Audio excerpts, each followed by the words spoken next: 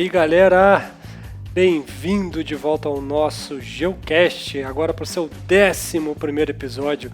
Queria agradecer a todos os ouvintes que nos acompanham desde o início e queria dar muito boas-vindas àquele que está chegando agora. Siga a nossa página do GeoCast, siga nossas redes sociais, interaja conosco, contribuindo com pautas e também fazendo críticas.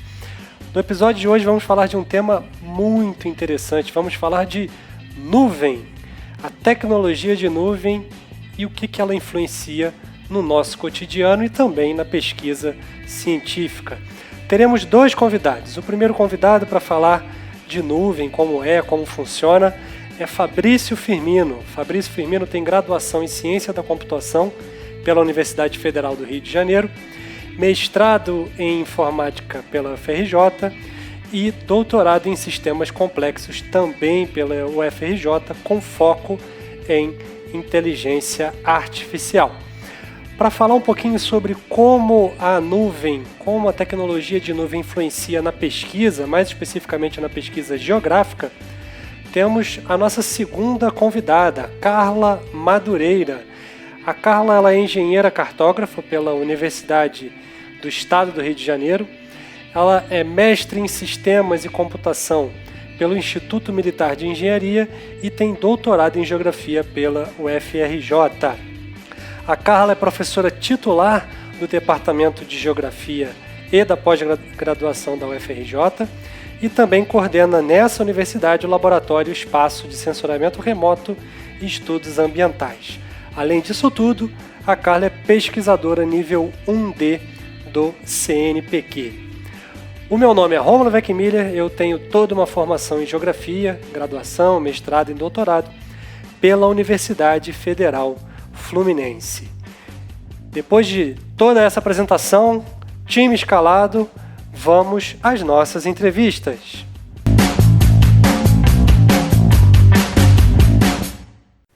Bom, galera, estamos de volta com o nosso GeoCast. Estou aqui hoje com Fabrício Firmino. Tudo bem, Fabrício?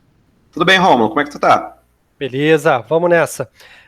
O assunto de hoje é um assunto bem interessante que está no dia a dia de todo mundo. A gente vai falar de nuvem, mas não é essa nuvem que está no céu, é a nuvem que está no seu celular, no seu computador, na sua vida.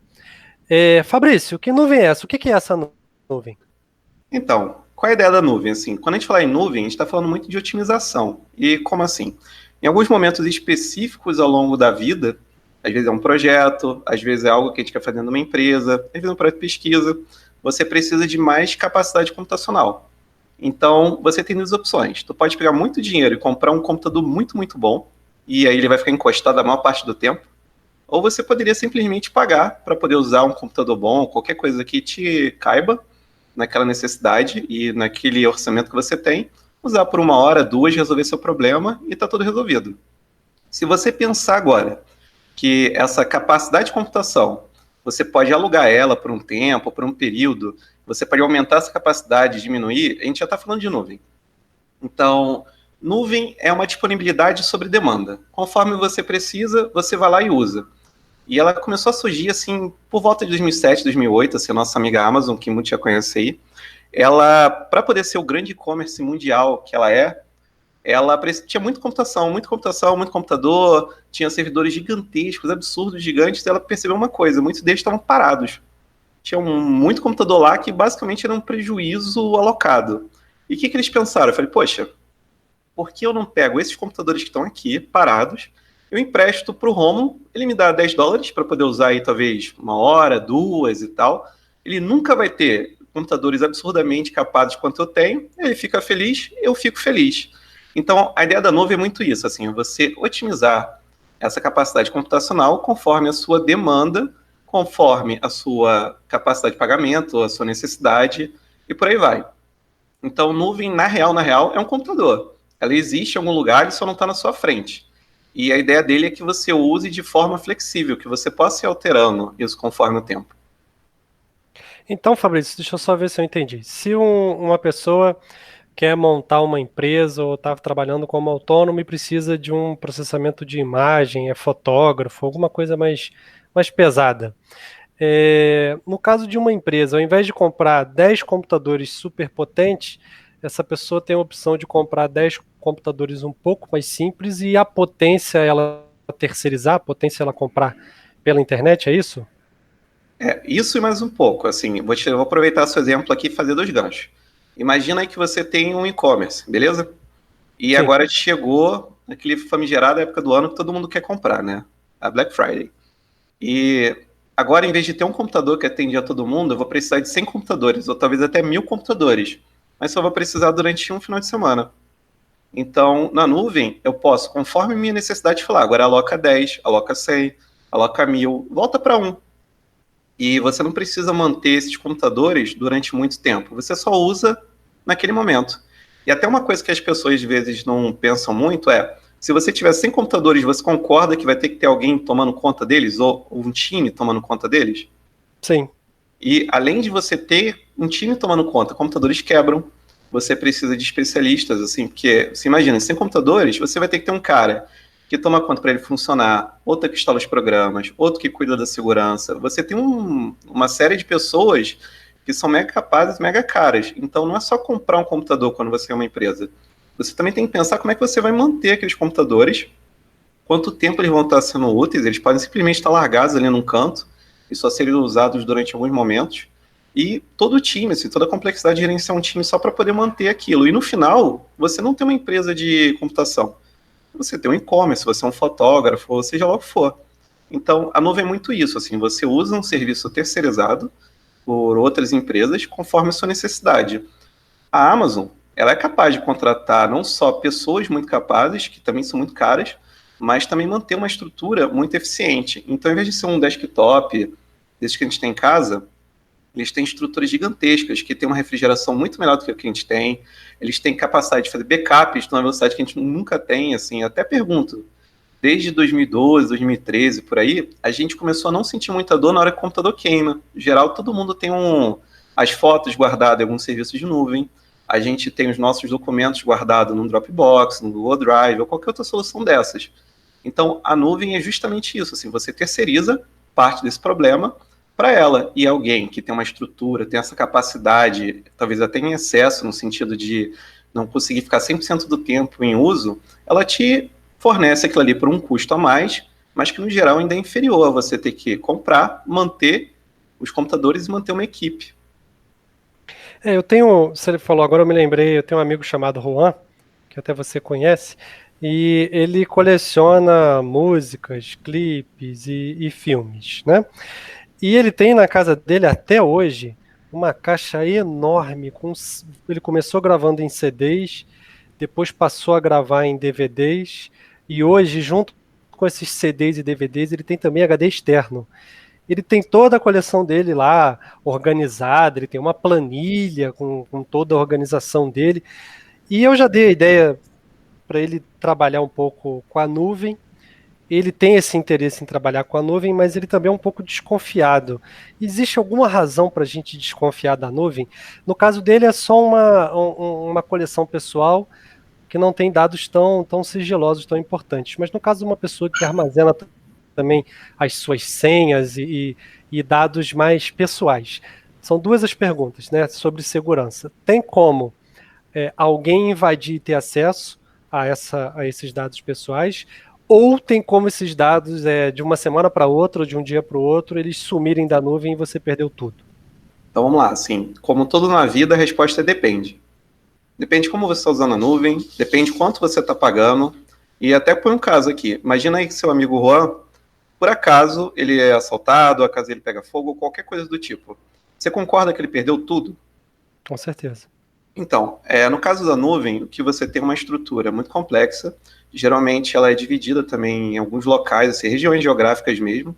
Ou seja, se pegar fogo em um prédio onde tem os servidores na Amazon, é meio que é garantido que não é um problema, porque eles vão ter backups, e eles fazem isso sem você nem perceber, em outras regiões do mundo. Então, mesmo se você tiver uma catástrofe, sei lá, um incêndio, um terremoto, ou qualquer coisa do tipo, você não teria um problema necessariamente, porque eles te dão esse nível de segurança. Agora, se você me perguntar, tem como roubar senha? Aí a gente vai ter que entrar no outro ponto.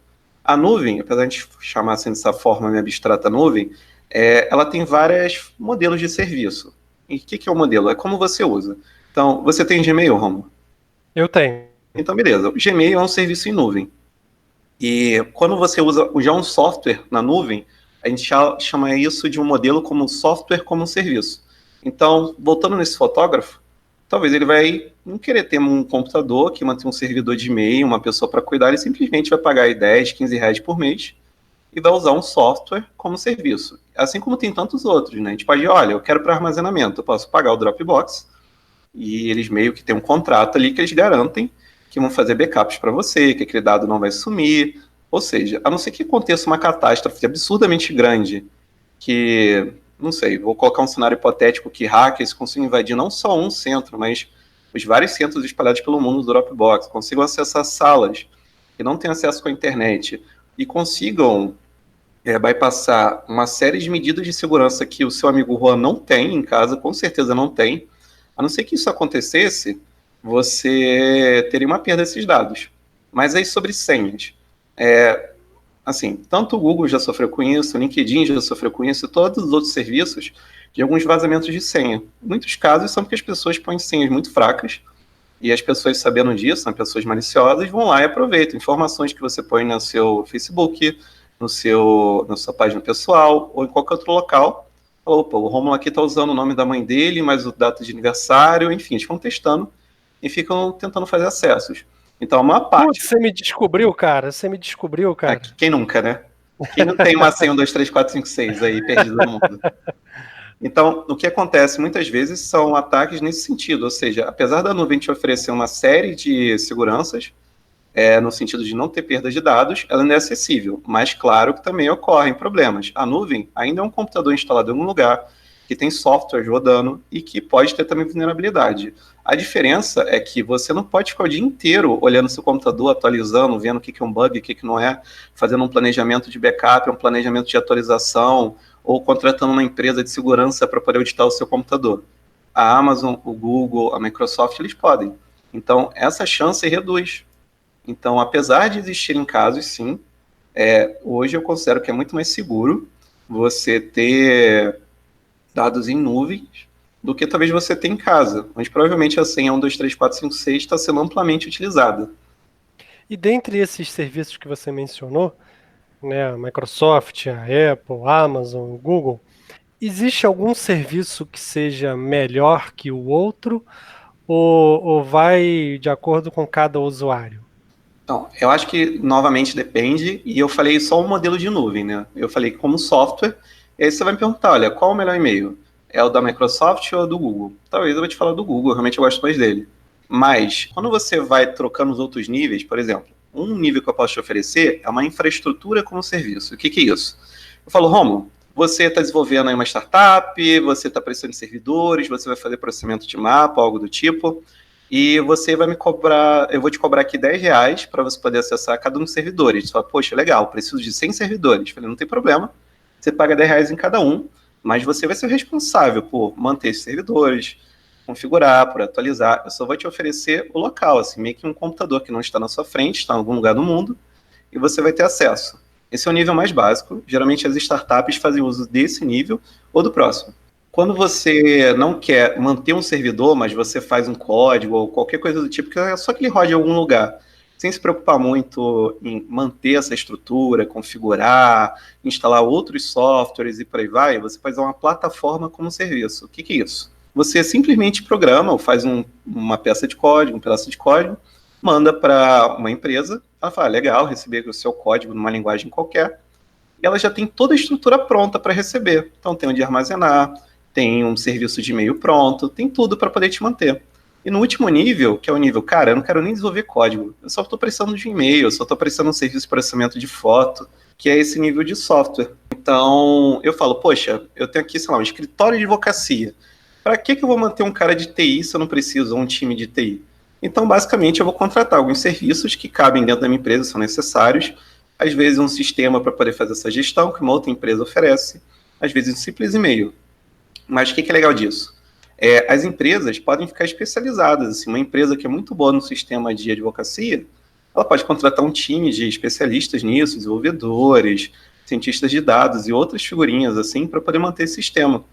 Enquanto a empresa de advocacia, que às vezes é um escritório que só tem 5 pessoas, mega pequeno, ele vai ter acesso a algo que ele não teria como pagar para poder desenvolver internamente. E talvez seja o mesmo sistema que o concorrente dele está usando. Então a gente também pode ver a nuvem como um sistema um pouco assim de democratização de serviços, onde o especialista desenvolve algo e vende esse serviço para outra pessoa a um custo reduzido. Claro que ele vai ter que vender para N clientes, ó, isso, mas eu posso garantir que hoje eu não tenho muito problema com o meu Gmail. Assim, não sei se você tem com o seu. Se a gente voltar aí no tempo uns 10, 15 anos, eu lembro que era bem comum aí perder e-mail. E-mail de universidade, então, pai do céu, né? Falando em universidade, acabou me lembrando um ponto muito interessante. Estamos passando aí pela pandemia, né, da Covid-19, e nós estamos gravando o programa aqui em Petrópolis, Rio de Janeiro, e Petrópolis, lá no Laboratório Nacional de Ciência da Computação, que fica aqui na cidade, tem um computador mais potente da América Latina, que é chamado de Santos Dumont, né? Ele até tem lá o chapéu do Santos Dumont, né, fazendo parte da estrutura desse computador. Ele é importantíssimo para a ciência e ele também pode ser associado à nuvem. Eu estou falando alguma besteira? Não tá, não. Só uma pequena correção, é Laboratório Nacional de Computação Científica, mas é detalhe. Tudo bem. Foi o que eu disse. Então, o que é legal do Santos Dumont, na verdade, é que ele está numa rede de grandes computadores. E esses computadores são focados, assim, você vai ter que ali no CC em Petrópolis, vai ter a FRJ, se não me engano tem a UF, enfim, tem uma rede de computadores mega potente que qualquer pessoa que tem um projeto de pesquisa poderia fazer uso. Claro que você não pode fazer um uso, sei lá, eu quero usar durante um ano consecutivo, mas você tem acesso a algo que seria impraticável. Então, você da sua casa poderia desenvolver um projeto de pesquisa, talvez está estudando petróleo, talvez está estudando sequenciamento genético, que é um trabalho que a LNCC faz. Quando eu era aluno de iniciação científica da LNCC, trabalhei muito com isso. Não tinha o Santos Dumont, mas a gente usava esses computadores. Na época não tinha esse conceito de nuvem. Então, o que acontecia, Romulo? Eu tinha um computador muito bom na minha sala. Eu, na época, não morava em Petrópolis, eu tinha que sair da minha casa em Nova Iguaçu, pegar um ônibus para poder vir até Petrópolis para poder ter acesso a esse computador, que ele ficava numa sala refrigerada. Enfim, tinha uma série de restrições a ele. Ou seja, a maior parte do tempo esse computador passava inutilizável, sabe? Ele simplesmente estava ligado sem estar fazendo nada. Por isso que eu falei que nuvem é otimização. A partir do momento que eu crio esse conceito e eu tenho toda uma estrutura, eu posso simplesmente falar, pô, legal, tem 10 pessoas pesquisando agora, precisando fazer o uso desse tipo de computador. Tem uma grande estrutura de nuvem que a Rede Nacional de Pesquisa, a RNP, mantém. Eu posso ter acesso a essa estrutura, de vez em quando aparecem editais, e eu posso submeter meu projeto a ele ser executado na FRJ, na LCC ou qualquer outra instituição pública de pesquisa que faça parte dessa rede. Então, mais pessoas têm acesso a esse tipo de recurso, sem necessariamente você fazer com que cada instituição compre um Santos Dumont, que é uma estrutura mega cara. Então, novamente, no meu ponto de vista, você permite que uma pessoa do Amazonas, que talvez não tenha essa estrutura, rode um experimento que antes não era possível, ao mesmo tempo que você otimiza melhor o recurso público. Bom, Fabrício, então isso não só do Amazonas, né? Acaba que o Santos Dumont ele é utilizado por vários países da América Latina, então você acaba otimizando esse processo. E o governo brasileiro ele presta esse serviço e não cobra nada, né? Um pesquisador argentino, um pesquisador equatoriano, ele não precisa pagar para usar o Santos Dumont. Na verdade, o interesse do Brasil é um interesse geopolítico, afinal de contas a gente passa a exercer uma posição de liderança aqui nessa parte sul do continente, né? Agora, você quer comentar alguma coisa? Não, eu falo exatamente isso, assim, na verdade você entra num jogo que antes você não entrava. Quando você tem um recurso que pode ser utilizado para um projeto de interesse nacional, até internacional, você pode participar de determinadas ações que antes não poderia. Exemplo, estou pesquisando uma droga para alguma doença, suponha que existe uma farmacêutica na Argentina, fala, opa, eu tenho interesse ali no Brasil, porque o Brasil tem um parque tecnológico, então ele pode ser um parceiro nesse desenvolvimento dessa droga, ou enfim, nesse fármaco que eu estiver trabalhando. Eles fazem uso dessa capacidade computacional, ao mesmo tempo que o Brasil tem acesso a esse tipo de tecnologia. Então ela não se limita só à computação. É isso, então é um jogo, acaba virando um jogo geopolítico também, né? Estados Unidos, China, os países desenvolvidos estão onde estão, também pelo seu investimento em ciência, em pesquisa, né? E isso passa pelo fornecimento aí desses supercomputadores. Fabrício, para a gente começar a finalizar, a gente viu aqui então que a nuvem, ela, além de estar nas grandes empresas e estar aí na pesquisa brasileira, na ciência, ela também está no nosso dia a dia. Afinal de contas, hoje você compra um celular, se você precisar comprar um celular novo, basta você entrar com seu e-mail e sua senha, todas as suas fotos e senhas, tudo que é de importante seu é puxado pela nuvem, né? Agora o Google já faz isso há alguns anos, a Apple talvez faça há mais tempo, né? Os celulares da Apple parece, me corrija se eu estiver errado, já tem isso aí de fábrica desde quase lá o primeiro iPhone. Eu queria saber de você qual será o futuro dessa tecnologia na nuvem. A gente já chegou no ápice dessa tecnologia, não tem muito mais o que evoluir, agora talvez seja só uma evolução de hardware, ou você aposta em alguma novidade vindo por aí nos próximos anos? Não, eu aposto num movimento que já está acontecendo. Então, assim, pelo menos eu me lembro criança, e tu deve ter passado por isso, acho que o sonho da gente era ter um computador em casa. E isso Sim. mudou para um notebook, e hoje você pergunta para muitas pessoas, adolescentes no geral, né, eles só têm um celular. Então, o que eu acho que acontece é uma tendência ao computador cada vez ele sumir da nossa frente. Todo lugar vai ter computação, mas cada vez menos a gente vai ter tá de frente com um objeto que a gente chame de computador. Isso tem um termo para isso, chama computação ubíqua. E o que é interessante, colocou no smartphone, é a mesma coisa. Hoje você pode comprar uma pulseirinha dessas que grava a sua corrida, seu batimento e tal, e tem uma nuvem inteira ali armazenando, processando, identificando padrões ou uma série de outras coisas. A mesma coisa, videogame. Já existe uma série de ações assim para você tirar essa figura do videogame, a estrutura física da sua frente, e você só pagar para jogar. Porque no final das contas você não quer ter um PlayStation 4, você não quer ter um Xbox, você simplesmente quer jogar um jogo. Então imagina que você pode pagar por esse jogo sem necessariamente ter que pagar para ter um equipamento desse. Então o que eu acredito que vai se tornar a nuvem, e isso é algo que já está acontecendo agora, ela vai meio que tomar essa cara de computador, ela vai deixar o computador como uma coisa abstrata. Em algum lugar do mundo vai ter um maciço de computadores processando muitos dados e tal, e de N empresas, mas cada vez menos essa figura de um computador nas nossas casas vai continuar. E cada vez mais dispositivos dentro da nossa casa vão estar fazendo uso dessa nuvem. Eu achei engraçado, até essa semana eu comprei uma lavadora, e a lavadora ela tem um aplicativo, ela salva os dados do que eu estou lavando na nuvem, para no caso eu comprar outra lavadora, já vem todos os programas que eu tenha pré-definido para ela. Ou seja, se eu pudesse ter um serviço que eu simplesmente entrego minha roupa e nem vejo onde ele está indo, eu teria. E ao mesmo tempo que a sua geladeira, a sua lavadora, enfim, praticamente tudo da sua casa vai estar conectado. Então, o que eu vejo assim no futuro não muito distante é tudo conectado, a tal internet das coisas, e ao mesmo tempo cada vez menos essa figura central de um computador na nossa frente. A gente simplesmente vai ter serviços e a gente vai usar esses serviços. Você vai ter no máximo uma janela para poder ver esses serviços acontecendo.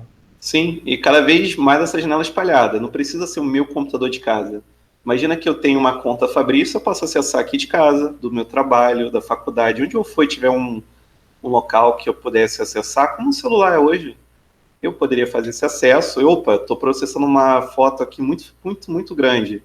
Um RAW, assim, uma foto que eu tirei com muitos detalhes e tal. Ah, agora eu preciso de meu processamento. Você usa, ou seja, você não vai ter mais esse conceito de ter que comprar memória, ter que comprar CPU, trocar o computador de tempos em tempos. Você simplesmente vai fazer o uso de algo sem nem se preocupar.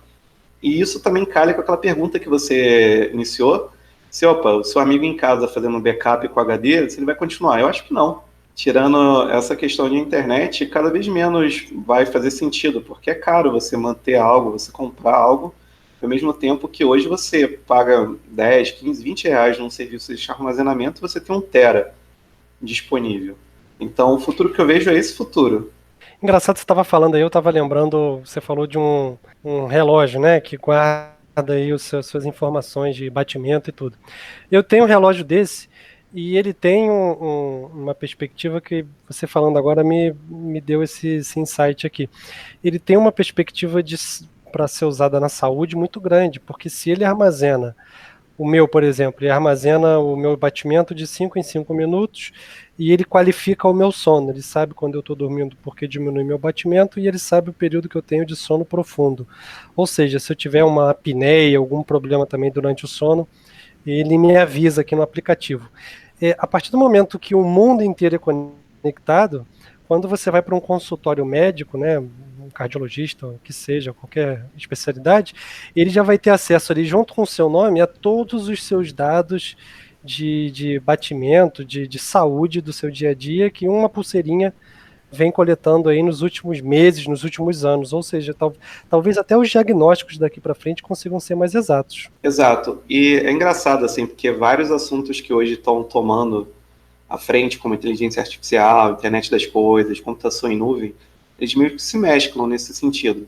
Então, provavelmente, as análises vão ser muito mais acuradas, e você falou ir ao médico, você pode pensar que você nem precisaria ir ao médico. Sim, Por verdade. conta, talvez datando já o episódio, a gente está passando agora por um momento do Covid, né, a grande crise mundial, muitas pessoas em casa, eu incluso, e fiquem em casa, e minha esposa ela precisou de médico. E foi muito engraçado porque a gente viu que no plano de saúde, no aplicativo, tinha um serviço de médico online. O médico marcou um horário, em 5 minutos, sem sair de casa, tinha um médico ouvindo minha esposa, ouvindo o que ela estava descrevendo como problema. Claro que, né, passa questões de como é que vai receitar, qualquer coisa do tipo, que não é possível ainda, pelo menos não com esse aplicativo, mas daqui a pouco você vai ter acesso a um médico especialista, talvez você possa ter uma doença muito específica e tal, em qualquer lugar do mundo sem precisar viajar. E ele vai ver como está seu batimento, qual está a sua temperatura, o que você tomou nos últimos anos de remédio, que eu acho que um grande sonho assim, que eu penso para a saúde no Brasil. Assim, imagina que você tivesse não só um sistema único de saúde, mas isso também fosse um sistema, software único.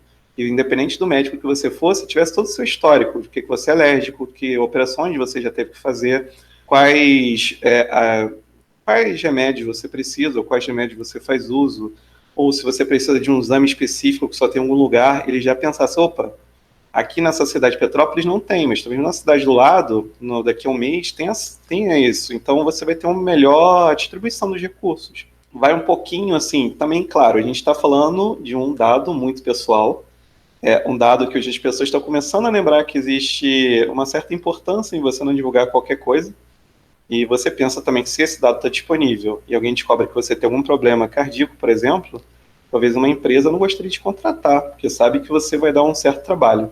Então, hoje já também tem uma série de iniciativas que estão tentando prover esse dado, mas sem, ainda que esse dado seja vazado, sem conseguir te identificar e conseguir te associar diretamente. Então, questões de privacidade também fazem bastante parte desse mundo.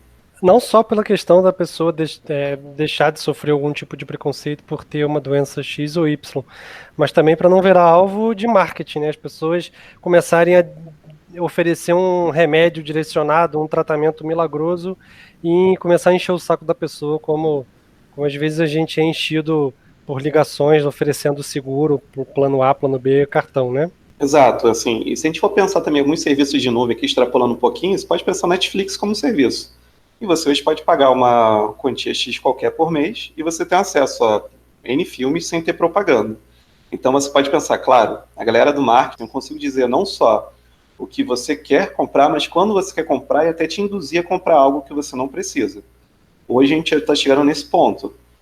Mas ao mesmo tempo, para o consumidor, você pode pensar que cada vez mais ele tem opções que tiram ele dessa janela. Se antes era obrigado a ver 5, 6 canais, hoje eu tenho acesso a toda uma internet e parte do conteúdo dela pode ser público, como o YouTube.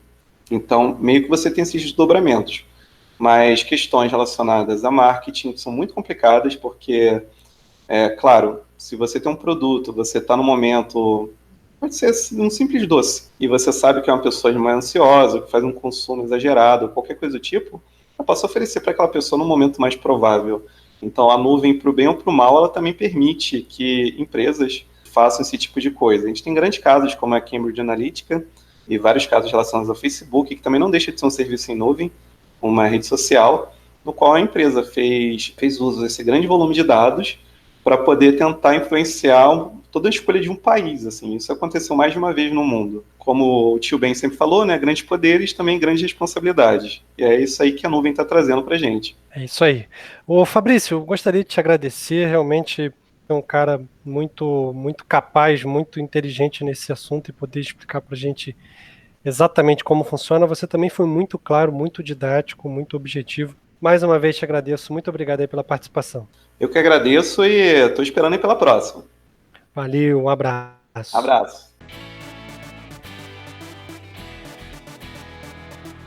Olá, gente. Estamos de volta aqui com a Carla para a parte 2 do nosso podcast sobre nuvens. Olá, Carla, tudo bem? Tudo bem, Rômulo. Um prazer te ter aqui no GeoCast. Você, como é uma pesquisadora da área de geografia, né, tem um laboratório, coordena um laboratório na Universidade Federal do Rio de Janeiro, eu queria saber na prática como que a nuvem, ou se a nuvem, alterou aí o cotidiano de trabalho de vocês, de pesquisa, o cotidiano do laboratório como um todo. Quando eu olho para trás, né, para perceber essas transformações que a nuvem foi oferecendo ao longo do nosso trabalho, dentro do nosso ambiente de trabalho, eu vejo que isso não aconteceu numa única vez, num único momento. Isso veio acontecendo ao longo de um tempo. E é tão sutil que às vezes a gente não percebe. Então, eu acho que começou realmente com a questão específica do armazenamento de dados, da necessidade de poder armazenar dados e a complicação que é você conseguir armazenar grande volume de dados, que é o caso nosso, que a gente trabalha com imagens, com mapas, e isso gera realmente um volume de dados muito grande. E depois, aos poucos, a gente foi começando a trabalhar com o conceito do software online, ou seja, o processamento já não acontecia no ambiente físico, e agora a gente está começando a caminhar com a questão de que o hardware também é virtual, né? Ou seja, você nem precisa ter um hardware de grande potência para poder fazer os processamentos. E isso com certeza mudou a forma de se pesquisar em geografia e até de se orientar a geografia, né? Porque a gente estava conversando agora um pouco antes de começar a gravar. Eu queria que você contasse para a gente um pouquinho como é que foi as mudanças que você passou aí na sua vida acadêmica. Se eu pegar a minha vida acadêmica mesmo, desde jovem, eu percebo que ao longo de uma vida, e eu tenho menos de 60 anos de idade, eu tive que aprender muitas formas de se fazer o meu trabalho, e eu sempre trabalhei com representações espaciais. Sou engenheira cartógrafa, sou técnica em meteorologia, e também passei pelo processamento de dados, meu mestrado é na área de sistemas, no IME, e o doutorado na geografia. Então, ao longo de todo esse caminho, eu me peguei na graduação trabalhando com máquina de escrever, no mestrado trabalhando com esses dados espaciais, mas sem ambientes como o Windows, com mouse, ou seja, totalmente carregado na programação. E hoje eu trabalho com ambientes virtuais que possibilitam que a gente lide com grande volume de dados e que isso significa, na prática, que eu trabalho com áreas cada vez maiores. Então, hoje, por exemplo, eu tenho doutorandos que trabalham, um doutorando trabalha na Amazônia, o outro trabalha todo semiárido, o outro trabalha todas as regiões metropolitanas brasileiras. Ou seja, essa possibilidade de você lidar com o conjunto de dados pesados, mas de uma forma mais operacional, mais rápida, mais poderosa, tem possibilitado que a gente enfrente problemas que necessitem de escalas mais globais ou regionais. Quanto ao custo, né? A gente também conversou um pouquinho sobre o custo do laboratório. Você está falando aí que além de expandir as possibilidades de pesquisa, né? Antes talvez as áreas em que os seus alunos pesquisavam eram áreas menores pela capacidade de processamento. Então a nuvem ela veio para romper essa barreira, né? Como você está falando aí, tem um aluno seu que trabalha com a Amazônia de uma vez só, né? Ou seja, além de ser uma área distante, é uma área muito grande também. Agora, o custo do laboratório foi influenciado também pela tecnologia da nuvem? Sim, e isso é muito importante, considerando que a gente trabalha dentro de uma universidade pública, né? Quando, às vezes, você consegue recursos realmente muito significativos para fazer ampliações do seu laboratório em todos os sentidos, mas, às vezes, também a gente fica períodos longos sem ter novos investimentos aí.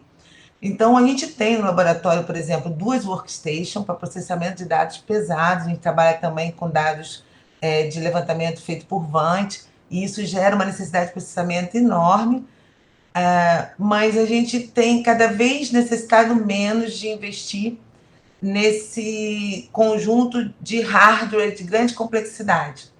Então, assim, isso vai ficando mais fácil, né? Porque o que a gente precisa muito nesses casos realmente é uma capacidade de acesso à internet boa, isso a universidade te oferece, e a possibilidade de você também reaprender a mudar a forma de você trabalhar. Então, sempre que possível, e não é todas as vezes, a gente tem utilizado o recurso de utilizar a nuvem como um grande parceiro nosso que amplia essa capacidade de processamento. Mas, infelizmente, isso ainda não é verdadeiro para todas as nossas necessidades. Mas em época de quarentena, isso tem impactado o seu trabalho ou a nuvem tem facilitado o seu trabalho? O que você está conseguindo fazer, o que você faria na universidade e o que realmente a quarentena está te impedindo de fazer? Então, quando foi colocado o início do isolamento social, eu lembro que na segunda-feira, primeiro dia, juntei uma equipe pequena de 5 pessoas. Nossa preocupação foi ir para a universidade suspender o que a gente não estava na nuvem para a nuvem. Então, a gente trabalha com drives compartilhados e com equipes agora maiores, e a gente pode desde escrever relatórios e artigos juntos no mesmo ambiente, você vê o outro escrevendo junto com você, como também quando acaba o processamento, o outro já está vendo o resultado e a gente vai trabalhando juntos e evoluindo ao longo do processo. Então, as reuniões também são feitas, né, em plataformas que possibilitam esses encontros, a compartilhamento de tela, inclusive você entrar no computador do outro e você poder utilizar o computador do outro. Então, a gente tem tentado adaptar coisas que nós fazíamos no dia a dia, presencialmente, com recursos que fazem isso à distância. Não é a mesma coisa, mas em algumas áreas ficou melhor, mais rápido, com melhor aproveitamento, em outras a gente ainda está dando aquelas cabeçadas para tentar adaptar melhor. Tá sendo um desafio para todo mundo, né? Eu reconheço que realmente é um período complicado para uma boa parte das áreas produtivas, mas de uma certa maneira a pesquisa e esses drives eles têm facilitado bastante que pelo menos os projetos não parem, né? Tem muita coisa que você só vai conseguir resolver depois que voltar, mas pelo menos agora você consegue atacar algumas frentes aí que estavam em espera, não é verdade? Sim, e uma coisa muito interessante é que a segurança melhorou, a segurança dos dados. Por mais que a gente tinha protocolos e eu solicitava para os alunos respeitar os protocolos de proteção de dados, era muito comum num dia alguém esquecer, deixar o dado separado, fora sem um backup, sem estar junto com os demais, e depois você se perder, ou o arquivo não abrir mais, ou você não saber mais qual era a última versão. Hoje a gente não tem mais como fazer isso, porque o ambiente é único, não nos preocupamos com backup, está tudo organizado, tudo de forma estruturada, nós temos uma codificação para identificar de quem é e que data que foi feito, enfim. Aí eu falei, gente, resolvemos o problema da perda de dados. É mais ou menos assim. Eu lembro minha época de laboratório, às vezes a pessoa ia te mandar algum arquivo e tinha lá o nome do arquivo, né, em Word ou qualquer aplicativo de edição de texto. Era o final, finalizado, Final, revisado. final, final. Então até realmente você conseguiu resolver essa bagunça. Nós criamos um protocolo onde tem os diretórios, onde tem assim, o nome da pessoa, a data feita e a versão, se você terminar mais de uma versão por dia. E assim a gente vai armazenando, tem todo o histórico, né? E de Sim. todas as versões, dia a dia. E aí, com isso, a gente hoje deu uma reduzida boa nessa. Mas isso foi um aprendizado, porque agora todo mundo está usando o mesmo ambiente, então você tem que respeitar de forma que todo mundo entenda. Não, e só para o ouvinte entender, né, porque para a maioria das pessoas esses drives de armazenamento na nuvem ainda são limitados, né? É, qual é a alternativa? Vocês têm algum tipo de drive ilimitado para fazer esse tipo de trabalho? Então, na verdade, cada um, isso é outra coisa importante. Lógico, cada um tinha seu tamanho específico de drive, porque o gratuito ele dá muito pouco espaço, né? E quando você paga, você pode ter uma ampliação de espaço. É o meu caso, eu tenho um drive que não é ilimitado, mas tem um espaço bastante razoável. Mas a gente conseguiu, via universidade, dentro de uma parceria com a Google, utilizar o conceito de drive compartilhado mesmo. esse é um drive limitado, onde todo não ocupa o espaço de ninguém e onde todo mundo trabalha. E aí, com isso, realmente eu consegui fazer. Com um aluno de iniciação científica, que tem pouco espaço, ele passou a ter uma abrangência maior e pôde participar desse grupo. O que mudou muito radicalmente foram as reuniões, que agora são também à distância, antes eram Como, presenciais. como a gente está fazendo agora, né? Exato. Eu sinto falta porque eu gosto de rabiscar, também estou tendo que criar estratégias de desenhar e mostrar para eles, isso faz parte da minha natureza. Então a gente vai se adaptando. Eu também sou professor, né, da rede básica de ensino, né, fundamental e médio. Realmente, nós estamos se reinventando aí, tem sido um desafio para todo mundo. Agora, você falou uma palavrinha agora há pouco que quando o assunto é drive, quando o assunto é nuvem, talvez seja uma palavrinha mágica que pelo menos próximo das pessoas que estão ouvindo aqui o programa, que é o Google, né? Talvez o Google não é então não sei se é o principal, né? Talvez a Amazon seja o grande concorrente aí nesse assunto, mas aqui no Brasil é um dos grandes disseminadores da tecnologia em nuvem. E na ciência geográfica, o famoso Google Earth aí, que já está na boca do povo já há muitos anos, né? Já as pessoas se acostumaram a. Parece que hoje as pessoas esqueceram os caminhos, elas não leem mais as placas. Se você não usar o Google Maps, se você tiver sem internet, as pessoas não chegam nos seus destinos, né? Então a gente acabou dependente aí dessa informação geoespacial via Google, né? Graças ao Google, pelo menos é o mais popular deles, via Google Maps, Google Earth, né, vários os serviços. E o Google Earth, ele entrou na universidade, ele entrou na pesquisa do laboratório, não é verdade? Sim, o Google eu acho que entrou na vida das pessoas. Eu acho incrível. Eu considero ele até um dos mudanças, um dos paradigmas do sensoriamento remoto, né? E eu me surpreendi até naquele livro, não sei se você já viu aquele A História do Mundo Contada através de 12 Mapas. O 12º é o Google Earth. Então, assim, porque são mapas que mostram visões do mundo que transformaram. A partir disso aqui, o mundo conhecido é outro. O Google Earth, através de todo aquele globo virtual que te permite navegar no mundo em diferentes níveis de escala, de detalhamento, né? Ele ampliou a nossa capacidade de enxergar o mundo e transformou, né? Popularizou. Eu lembro do meu pai, quando teve uma entrevista do INPE no Fantástico, muitos anos atrás, quando acabou, ele ligar para mim e falar: Filha, entendi o que você faz. Eles estavam apresentando o Google Earth. Então, assim, é algo incrível. E a gente usa isso na pesquisa também, lógico, respeitando as limitações, mas a gente utiliza muito o Google Earth como um grande repositório de dados do mundo inteiro e que nunca dorme, que eu digo, né? Está sempre acordado, toda vez que você chama ele, ele está lá. Você não sabe quantos milhões de pessoas podem estar acessando ao mesmo tempo e ele te responde igual.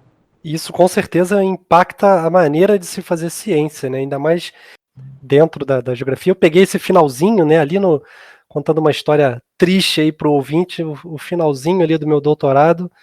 Eu estava trabalhando com uma ferramenta e eu tinha que baixar todos os dados, eram mais de 40 gigas de dados, e passei meses processando esses dados para começar a trabalhar. Depois, cada um dos meus dados aí dividia mais ou menos em 12 cenas, né, em 12 partes.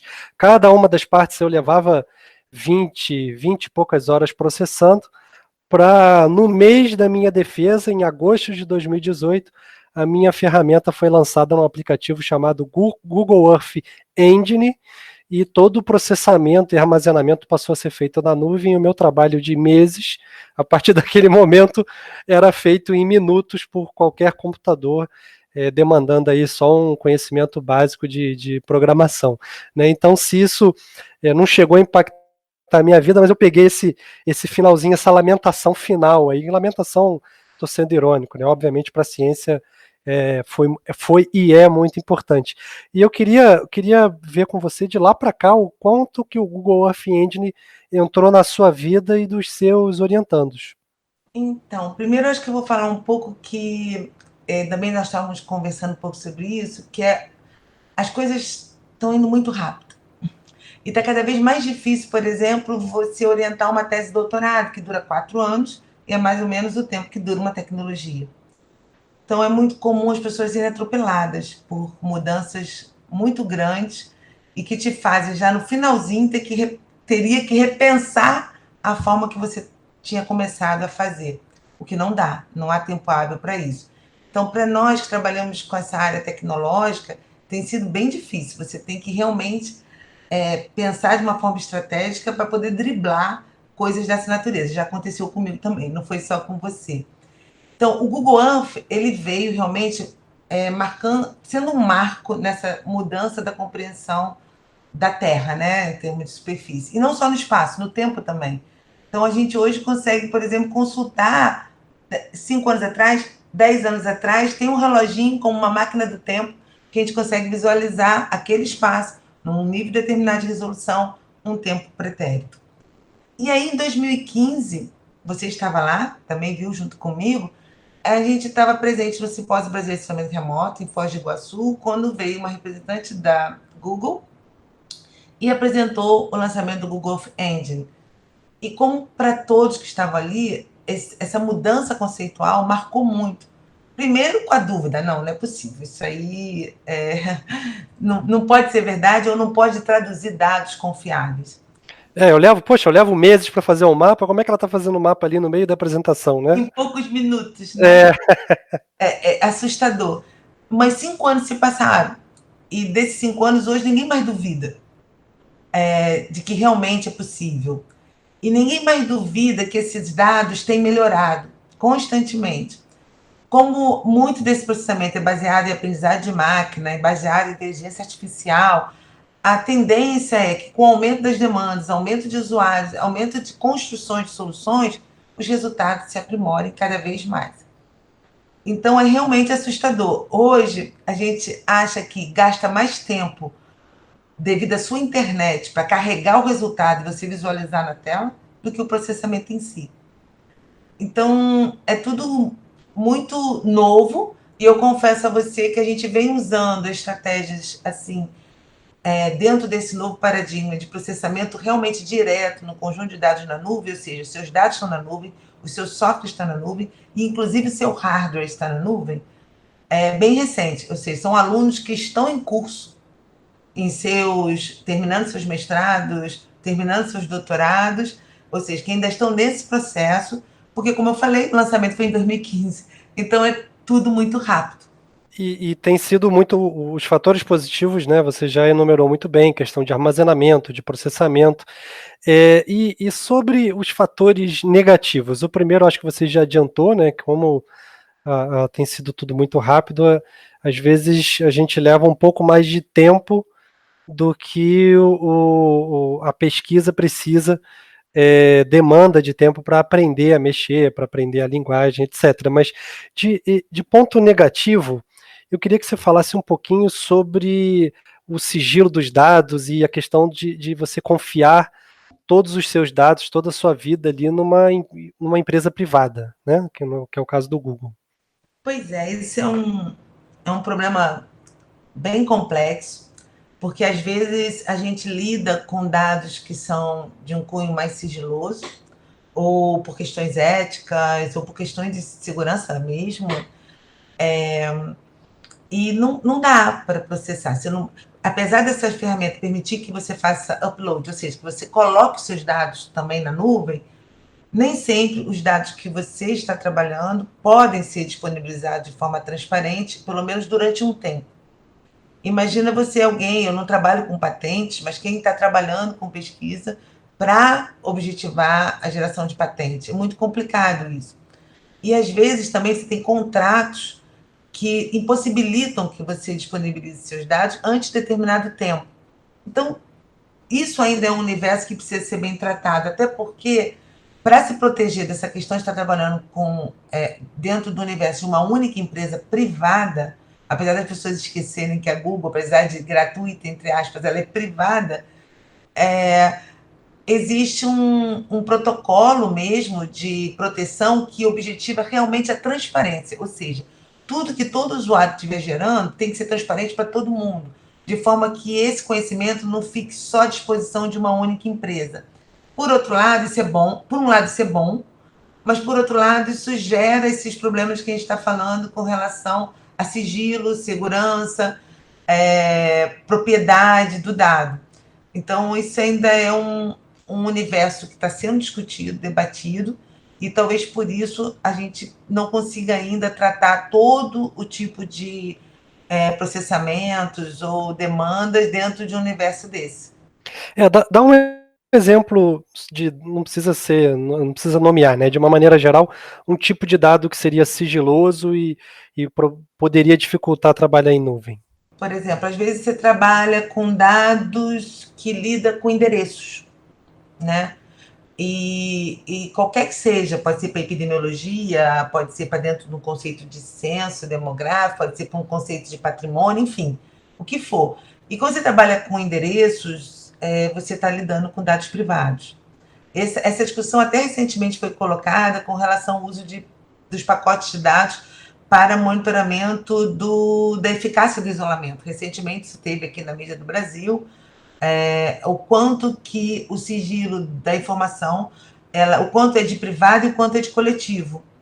Então, assim, quando você lida com informações de endereço, isso já você tem que normalmente assinar um protocolo de ética da pesquisa e que te inviabiliza de abrir esses dados.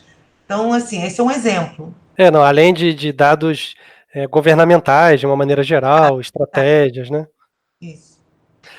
Carla, eu já tive a oportunidade de assistir aulas com você, né, de assistir algumas palestras, e sempre tinha um momento, eu me encantava o momento em que você fazia palpites, né, palpites da Carla para o futuro tecnológico. Então eu lembro, me marcou uma vez quando você falou que provavelmente no futuro a gente não teria teclados e telas, né, e seria tudo na base das projeções, né? Você projetaria um teclado, projetaria uma tela.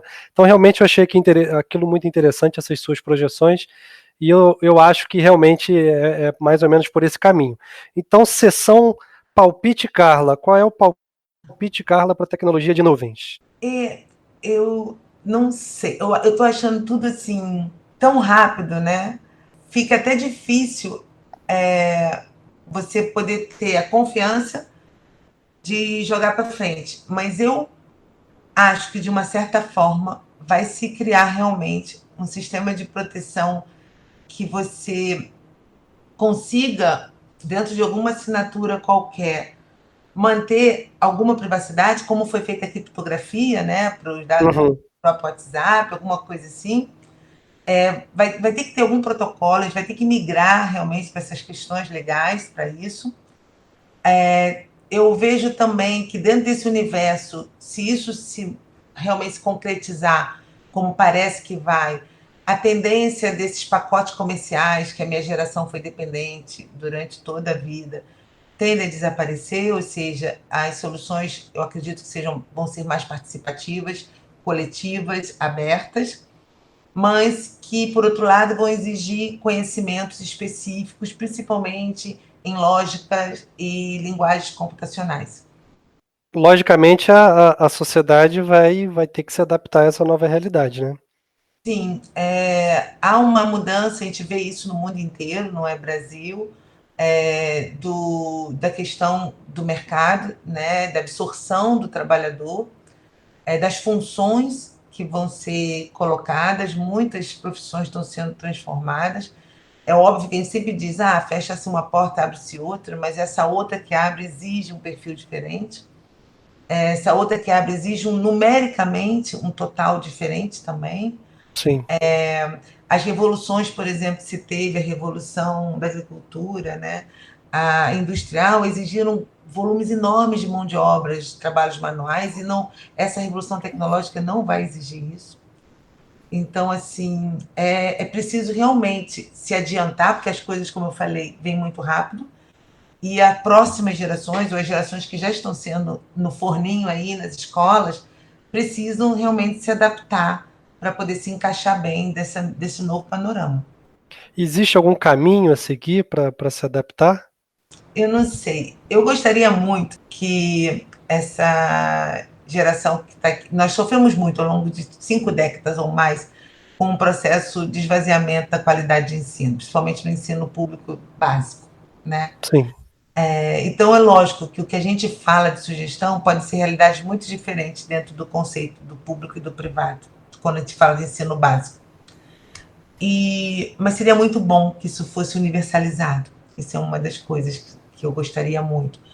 E que a gente realmente trabalhasse não só com fortalecimento de filosofias, da linguagem, seja ela da linguagem falada e escrita como da linguagem matemática, mas na questão do pensar, né? Das complexidades do pensar. Eu acho que saber fazer críticas, olhar, observar, interpretar, fazer perguntas, isso faz parte do processo da lógica. Então, é difícil você querer introduzir alguém para um ambiente que você tem que construir de forma criativa se você não é preparado para pensar antes, né? É o famoso copia e cola, né? Aquele de leitura, de livro Então, didático. pois é, há uma necessidade grande tanto de melhorar a qualidade, como diversificar mais os conhecimentos, adaptar mais esses conhecimentos às novas realidades que estão surgindo. Não dá para a escola ficar fora, né, dessa realidade, é preciso conversar com ela, até porque essa realidade ela chega atropelando, como a gente acabou, você falou da sua tese, como eu estou falando das minhas orientações. Então, quando ela chega, a gente está, tudo bem, a gente está dentro da universidade fazendo pesquisa de ponta, e aí a gente é atingido mais rapidamente. Mas isso chega como uma onda. E essa onda, com certeza, passa por uma reforma curricular do ensino básico, então, né? Eu não sou especialista nisso, né? Fico Sim. preocupada de colocar, mas no meu ponto de vista, eu achava muito importante fazer uma revisão, ou pelo menos dar de forma optativa, no primeiro momento, para fazer essa compreensão, né? Eu vejo, não é que você vai necessariamente trabalhar com isso, mas a tendência é que você vai absorver produtos que são gerados por isso. E você vai ter que ter ambientes para absorção de produtos. Um bom exemplo eu lembro de uma entrevista recente do Yuval Harari, que ele coloca, né, que com esse crescimento da inteligência artificial e com certeza com essa parte da biometria também que vai crescer muito, e tem crescido muito, a gente vai tomar agora, a gente tem delegado cada vez mais decisões para os algoritmos. Aí você duvida quando escuta uma frase dessa, fala, não é verdade. Aí você pensa, hoje, quando você tenta chegar em algum lugar, você que decide que vai virar direita ou esquerda, ou é o Google Maps? Não. Se tivesse a internet, as pessoas se perdem. Se o Google Maps mais manda você virar direita e você duvida, não é possível que você vai virar direita aqui. Você tranquilamente vira à esquerda ou você vai pensar até o último minuto se por que ele está te mandando virar à direita? O que ele sabe que você não sabe? Sim, você vai ficar com aquilo na cabeça. Será que eu vou ficar agarrado ali na frente? Tá. Eu falei, não, mas aqui é melhor, mas se está mandando ir por aqui, deve ter uma razão. Então, isso está cada vez mais comum. Eu poderia dar aqui inúmeros exemplos, desde comprar uma pizza mais perto a chegar no lugar. Sim, e essa interação com a máquina, ela se dá de um jeito, e é esse jeito que a gente tem que começar a ter mais, vai ter cada vez mais contato, né? Eu estou falando isso porque as pessoas pensam, mas eu não quero trabalhar com inteligência artificial. Mas você não precisa trabalhar, o mundo vai estar cheio dos sistemas que vão estar servidos dessa forma. Então, a Sim. tendência é para você usar de uma forma inteligente esses sistemas e aproveitar ao máximo, você vai ter que estar interagindo com isso.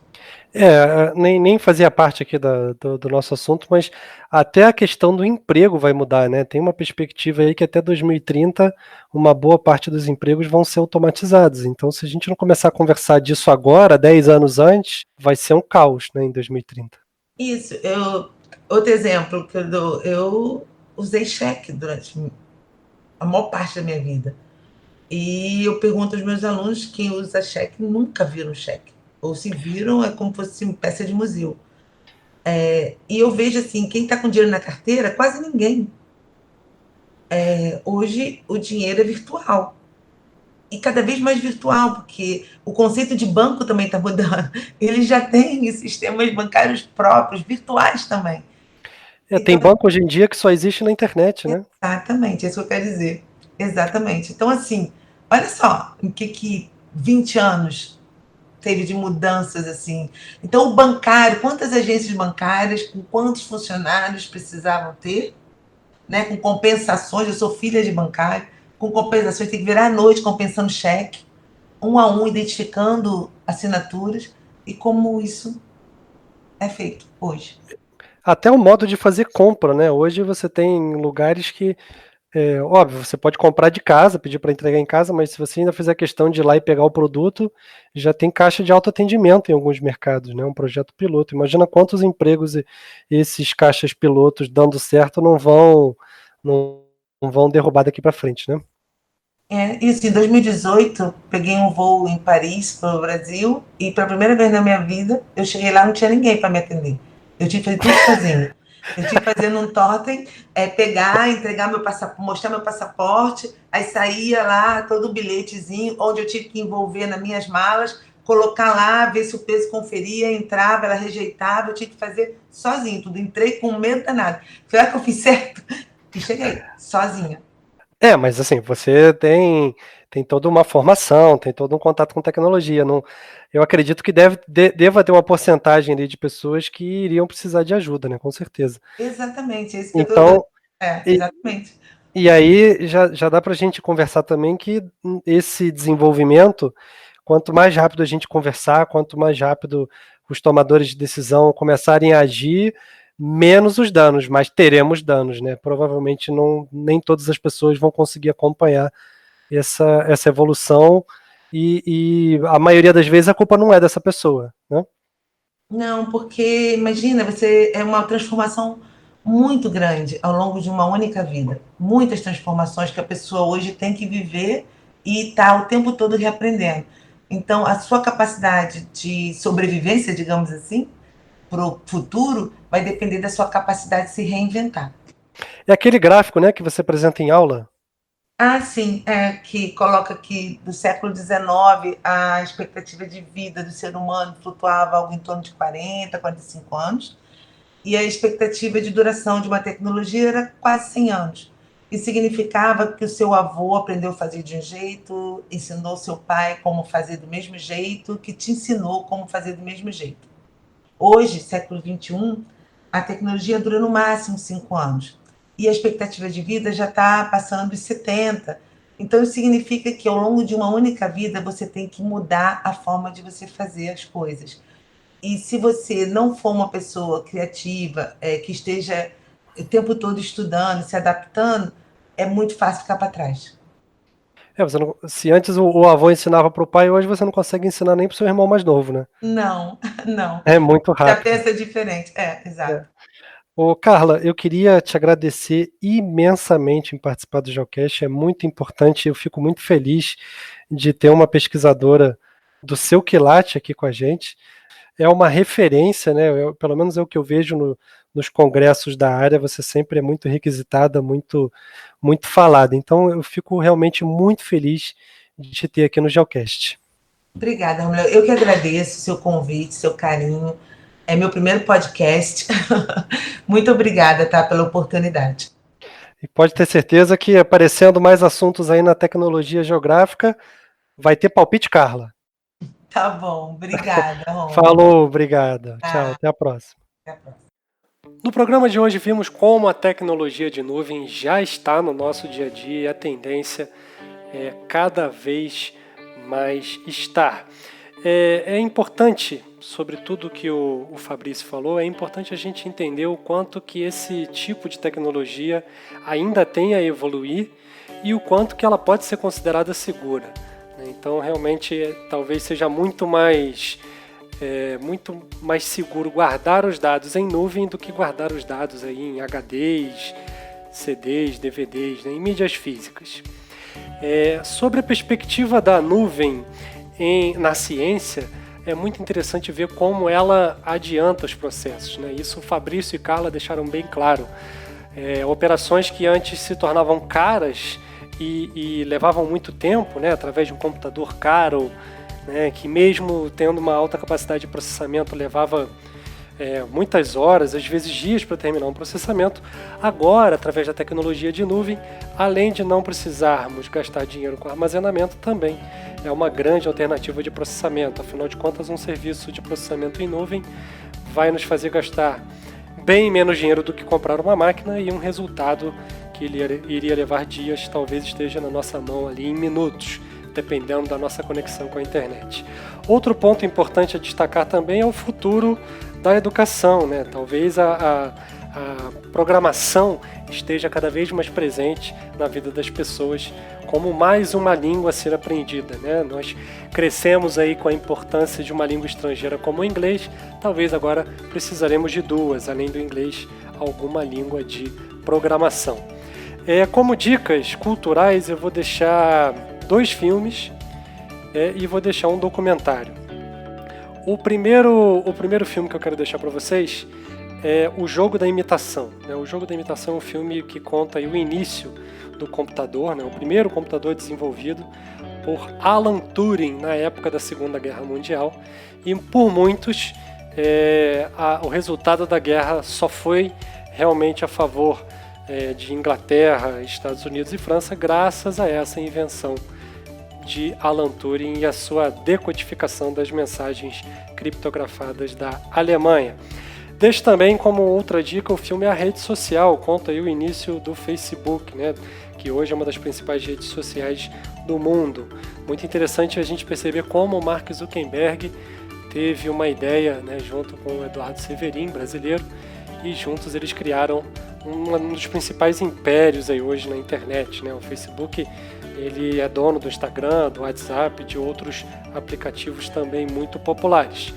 Por fim, gostaria de deixar um documentário falando sobre o vazamento de dados pessoais provocados pela empresa chamada Analytica. Até o Fabrício comentou ao longo do nosso episódio.